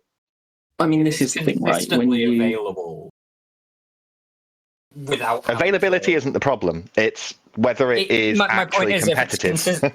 if it's consistently available without having to have that level of interaction with other players, right? Like if you can rock up and so like you know, if you have this income source and somebody else can rock up and do exactly the same thing without impacting your income doing that thing, or indeed that you can just prevent anybody from pushing you off of it. Yeah, there's also, exactly. So there's also a potential possibility of, you know, cartels going on with this in that regard as well. Like, there's always been like high concentration income sources, right? Like even in nullsec, there's been high concentration income sources when it comes to sort of things like, you know, R64s and that kind of stuff. But like the thing with that is that may have been a high concentration income source. It's just that it got diluted because it was used as a, you know, an organizational income source rather than an individual person's income source.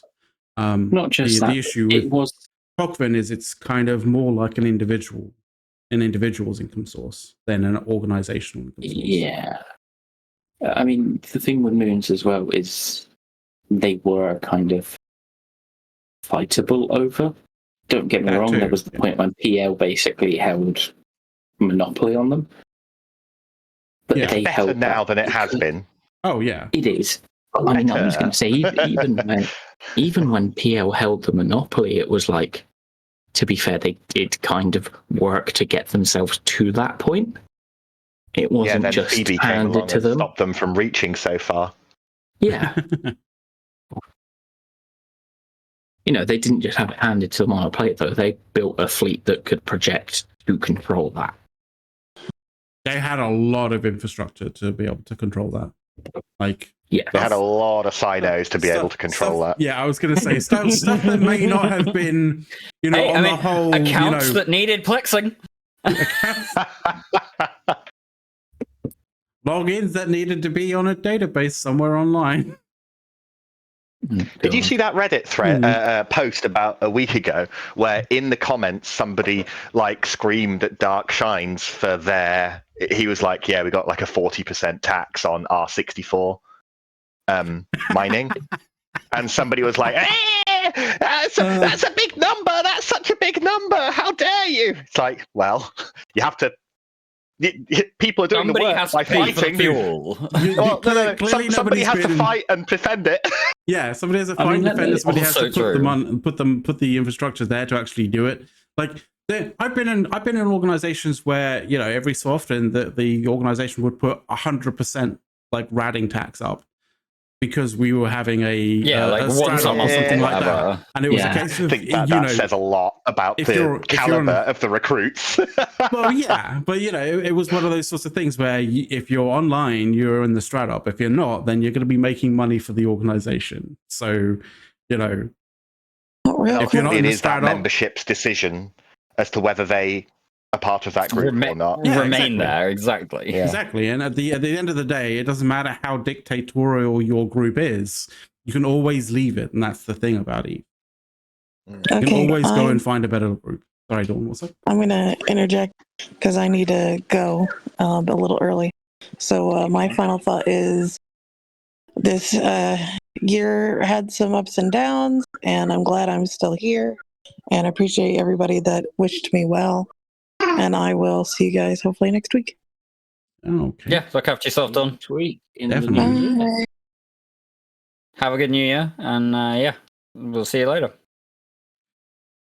yeah, we are probably at that point. We're 12 minutes away from the top of the hour, so we could probably do some like final thoughts.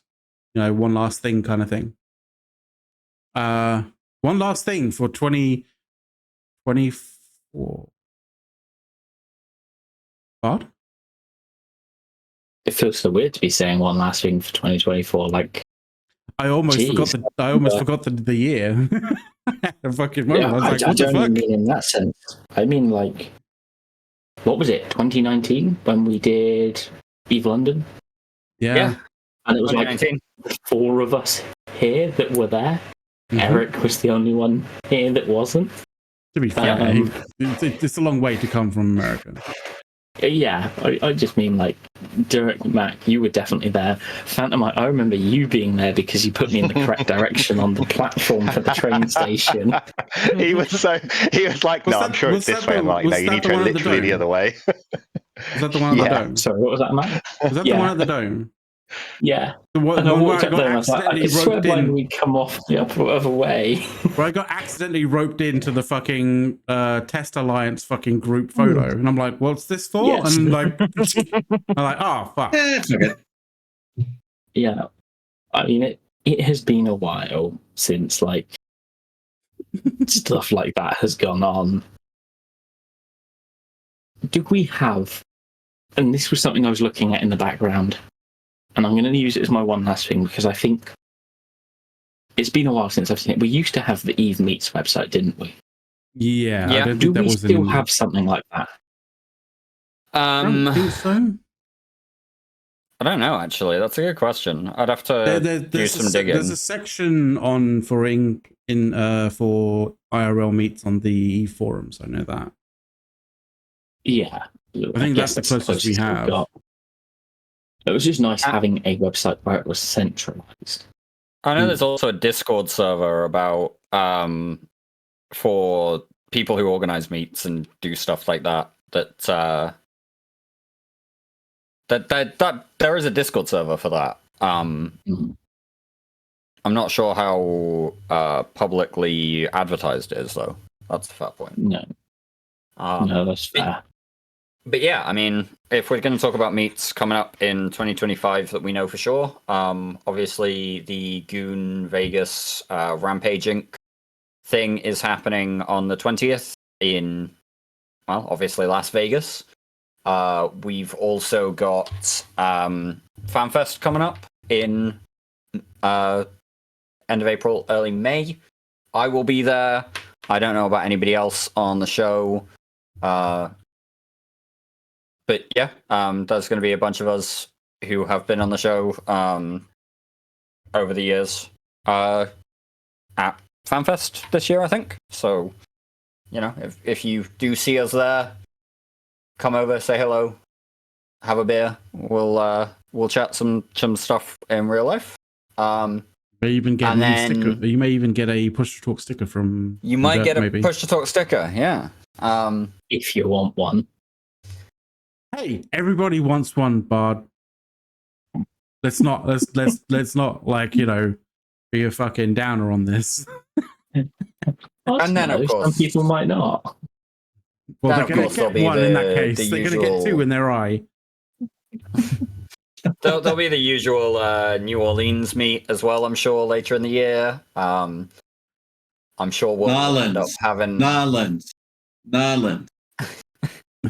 I'm sure we'll end up having a few beers in London at some point with a variety of the crew who normally turn up to those.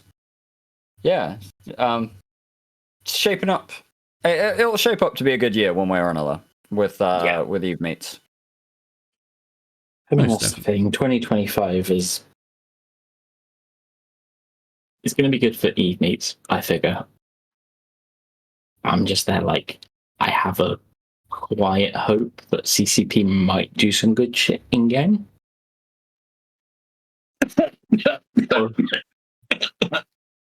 Sorry. Jesus. Somebody seems to be choking on some bullshit that suddenly came up. I mean, we could all it might hope. get worse. Buzz like the hopeful one of this entire group, which is really saying Which something. is odd. Bard's got some optimism. Don't going. hold your breath, Bard. I'm not holding my breath. I am just there like... You were thinking about it. Yeah, I am. But then we have seen good moments this year, is what I'd say. Bard's holding some optimism. But we've had a lot of misses. And I'm like, please, for the love of God, just have a good year. Please, for the love of God, CCP, have a good year. Love how you.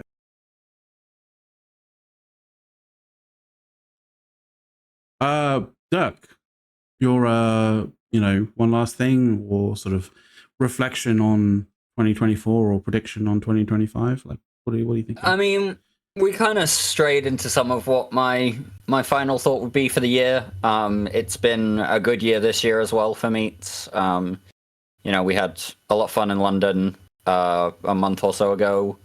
I've been to a few different countries with Eve Nerds this year as well. So that was always a good time. Like I say, going to be at FanFest.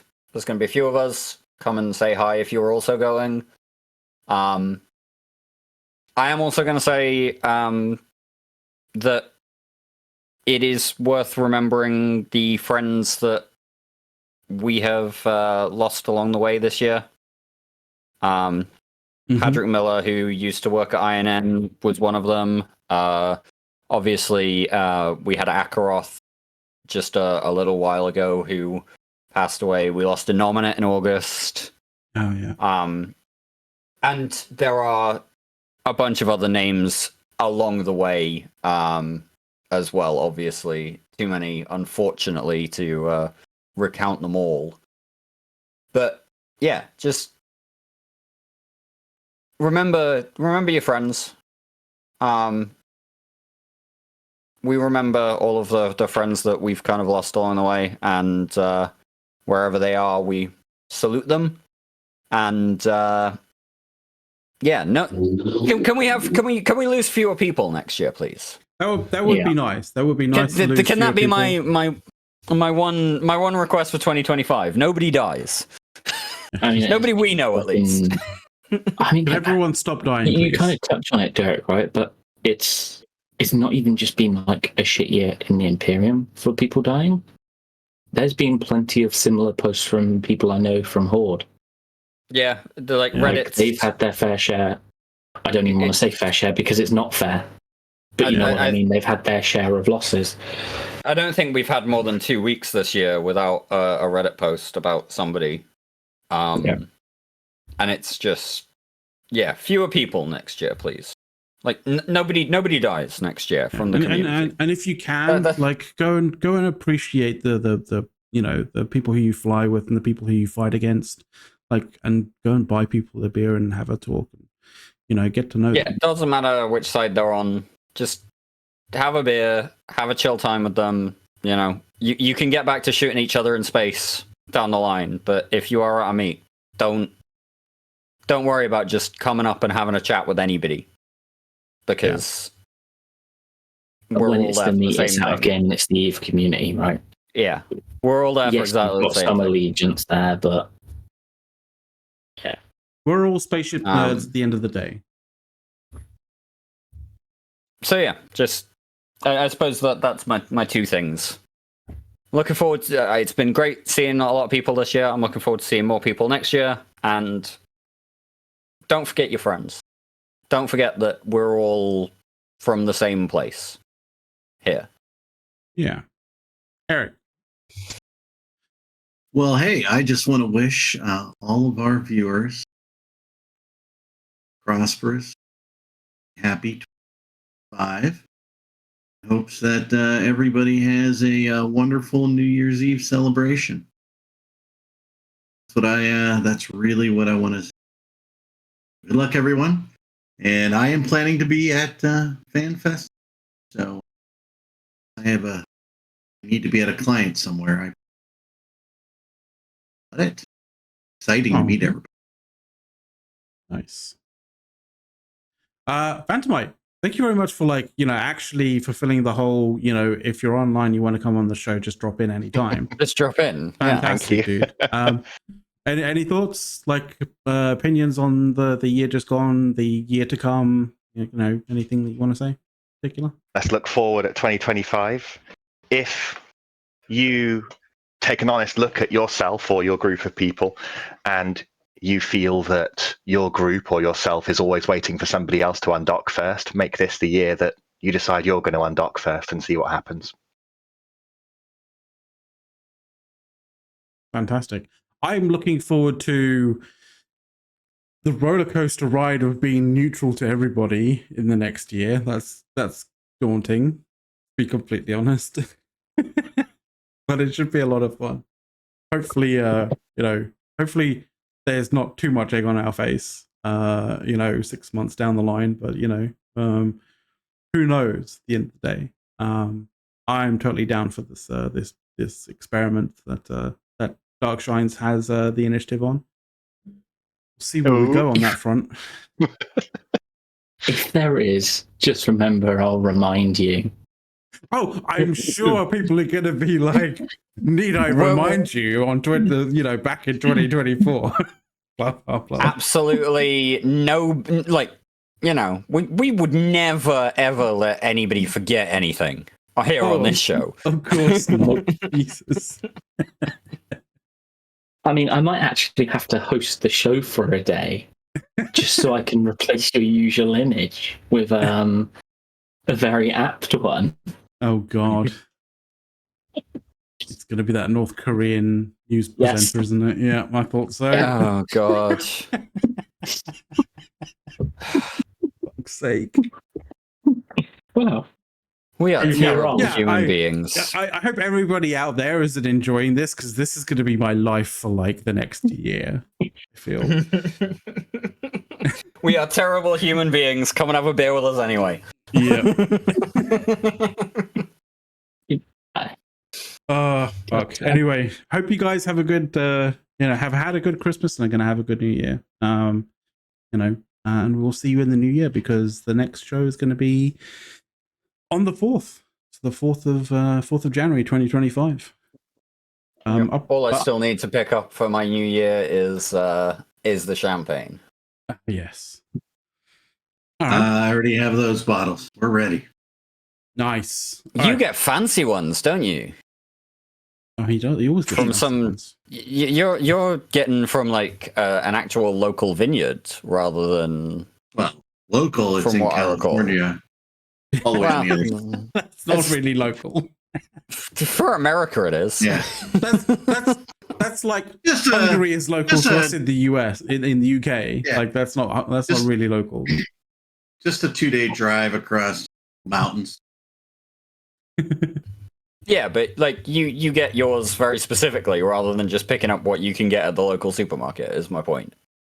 Just because I throw it in my quarterly. Oh, is it tax exempt, is it? No, it's not tax exempt. Oh, okay. He wishes. It's not, you haven't decided that it's considered a business expense. It is not a business expense. if only. No. Good. Sometimes it becomes a charitable expense. Oh, there we go. Yeah, if you, every year we, round up a bunch of the wines and get in a basket and raffle it off for charity. Sorry, there was only one ticket for the raffle and it's already been sold. Yeah. One ticket already sold. I don't know. I mean, we support, at our employee scholarship. Ah, yes. Okay. I think we gave $20,000 last year. Here. Fucking hell. That's nice. Yeah. Anyway, that'll about do us for today, I think. All right. Well, thank you. Everybody have a safe and prosperous end of year celebration and new year. Mm-hmm. Karen, thank you. Thank you, McLeod, for hosting. Hey, My no worries. PC is DOA. My PC has been doing a bit of dodgy stuff as well today, but like thankfully not too much that it like completely wrecked the show. But 2025 is a whole new year of potential technical difficulties. So brace yourself. Yeah, we did end the year with a clean bill of health for the guinea pigs. They had their annual checkup today. They're all in good health. Excellent. Hopefully and long shall that remain. Yes, and they got their little nails clipped, so they're all doing good and less likely to scratch the living crap out of stuff. Yeah, they don't. You don't want their nail. Their nails will curve into their paw. To the little paw pads. Yeah. Yeah, so you want to get them cut. Yeah, they're not big scratchers or things like that. Guinea pigs are pretty mellow. Cool. Everybody needs one. Yeah. Okay. Well, All right, that'll be a good one to end on, as it were. So yeah, go get a guinea pig for life, not just for Christmas or New Year. Yeah, for life. Guinea pig for life. Anyway, take care, everybody. We'll see you in the new year. Alrighty. Take care.